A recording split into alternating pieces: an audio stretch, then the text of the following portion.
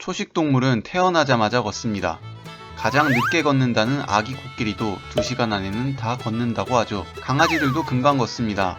태어나자마자 걷지는 못하지만 2주 후 눈을 뜨면 바로 걸을 수 있습니다. 우리와 비슷한 영장류들은 어떨까요?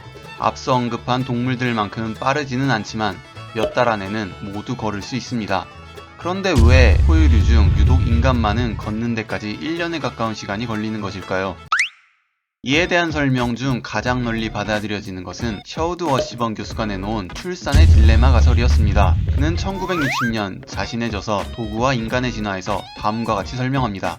알다시피 인간은 두 다리로 서서 직립보행을 합니다. 그런데 직립보행을 하게 되면 우리 몸에 몇 가지 변형이 생깁니다. 일단 직립하게 됨에 따라 척추는 훨씬 많은 무게를 견디게 됩니다. 척추는 과도한 하중을 분산하기 위해 일자에서 S자로 굴곡이 지게 되는데 이때 요추 부분이 앞으로 밀려 나오면서 아기가 나오는 길인 산도도 구부러지게 됩니다. 이렇게 되면 아기가 산도를 통과하기 어려워져 같은 크기의 아기라도 낳기가 더 어려워집니다. 또한 직립보행을 안정적으로 하기 위해서는 다리뼈가 안쪽으로 모이게 되는데 이런 다리뼈의 배치는 골반을 더 좁아지게 만들어 산도를 더 좁아지게 합니다. 직립보행은 골반만 좁아지게 하는 것이 아닙니다. 직립보행을 함에 따라 두 손이 자유로워진 인간의 뇌는 계속해서 발달하였고 머리 크기 또한 계속해서 커지게 됩니다. 셔우드 워시번은 엄마의 골반은 좁아지고 아이의 머리는 커지게 되는 이런 상황을 출산의 딜레마라고 칭합니다. 그리고 그는 인간이 이러한 딜레마를 해결하기 위해 미숙아를 낳는 전략을 취하게 됐다고 주장했습니다. 좁아진 골반을 더 커진 머리로 통과하려면 산모와 아기의 생명이 모두 위협받습니다. 이를 피하기 위해서는 산모 골반이 더 넓거나 아기 머리가 더 작아야 하는데 워시번의 이론에 따르면 산모의 골반이 넓어질수록 직립보행의 안정성이 떨어집니다. 따라서 직립보행의 안정성을 유지하면서도 출산을 쉽게 할 수 있는 절충안으로 아기의 머리가 더 커지기 전에 출산하는 전략이 자연 선택됐다는 것이 그의 주장이었습니다. 인간의 걸음마 시기에 관한 직접적인 연구는 2009년 마튼 가르위치 연구팀의 논문에서 찾아볼 수 있습니다. 스웨덴 룬드 대학의 가르위치 연구팀은 양, 침팬지, 기니피그 등 24종의 포유류의 걸음마 시기를 분석한 결과 몇 가지 경향성을 발견하였습니다. 뇌 크기가 비슷한 경우에는 걸을 때 뒤꿈치를 사용하는 동물일수록 걸음마 시기가 더 늦어짐을 발견한 것입니다. 말, 고양이 등 거의 대다수 동물은 뒤꿈치가 땅에 닿지 않습니다. 이들은 사람으로 치면 까치발을 든 채 보행하고 그것에 맞게 다리가 진화했습니다. 가르위치 교수는 뒤꿈치로 지면을 밟으면서 걷는 보행 패턴은 발가락으로만 걷는 것보다 더 복잡한 신경 발달을 요구하기 때문에 침팬지, 인간 등은 걸음마 시기가 더 늦어질 수밖에 없다고 보았습니다. 그런데 가르위치 연구팀의 논문을 보면 뒤꿈치라는 변수는 걸음마 시기를 결정하는 것에 3.8%밖에 영향을 주지 않는다고 합니다. 걸음마 시기를 결정하는 절대적인 요인은 사실 뒤꿈치가 아닌 뇌의 크기였습니다. 뇌가 큰 동물일수록 걸음마 시기가 늦다는 것이었습니다. 위표를 보면 기니피그보다는 인간보다는 코끼리가 걸음마를 떼는 시기가 더 늦음을 알 수 있는데요. 코끼리는 태어나자마자 걷는데 인간보다 걸음마 시기가 늦다고 나온 이유는 코끼리가 인간보다 임신기간이 2배 이상 더 길기 때문입니다. 즉, 마르위치 연구팀이 기준으로 삼은 걸음마 시기는 출생 이유가 아닌 정자와 난자의 수정 이유이기 때문에 임신기간이 긴 동물일수록 걸음마 시기도 늦게 측정이 됩니다.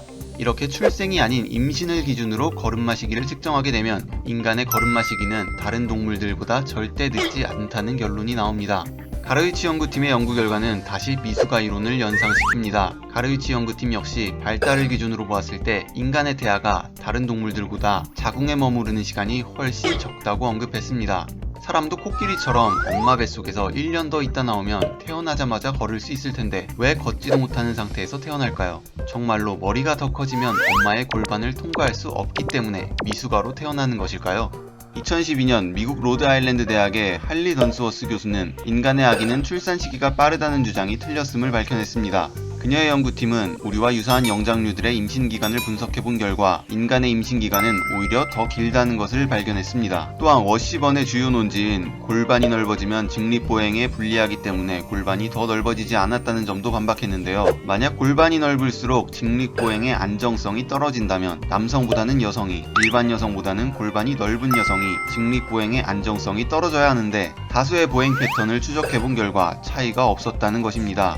그녀의 연구 결과에 따르면 인간의 아기는 산모의 골반 크기에 맞게 임신 기간을 꽉 채워서 태어나기에 미숙아로 태어난다는 워시번의 이론은 잘못됐다는 결론에 이릅니다.